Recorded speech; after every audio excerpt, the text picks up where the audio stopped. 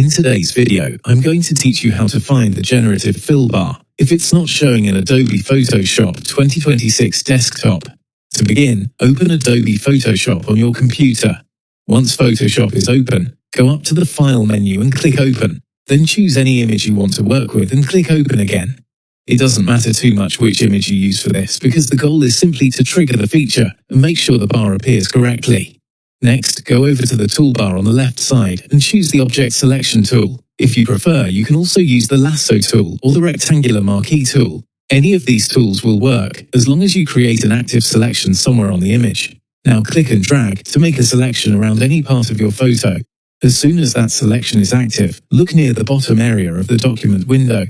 Under normal conditions, Photoshop should display the contextual taskbar there, and the Generative Fill button should appear inside it. If you don't see it, that's okay. The first thing to check is whether the contextual taskbar is turned off. Go to the top menu, click Window, then scroll down until you find Contextual Taskbar. If there isn't a check mark beside it, click it once to enable it. In many cases, that alone brings the bar right back onto the screen. If the bar still isn't showing, there's another fix that often helps. Go back to Window, hover over Workspace, and then click Reset Essentials. This resets Photoshop's default workspace layout, which can solve problems caused by hidden or misplaced interface elements. After that, make another selection on your image and see whether the Generative Fill button appears. If it's still missing, the next thing to check is the document mode. Click Image at the top, hover over Mode, and make sure RGB color is selected.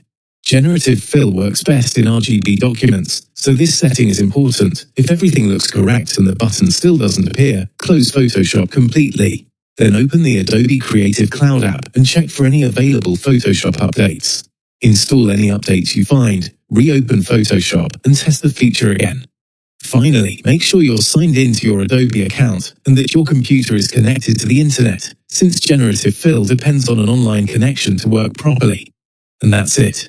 Those are the most common ways to bring back the Generative Fill bar in Adobe Photoshop 2026 desktop. If this tutorial helped you, don't forget to like the video, subscribe for more Photoshop tutorials, and thanks for watching.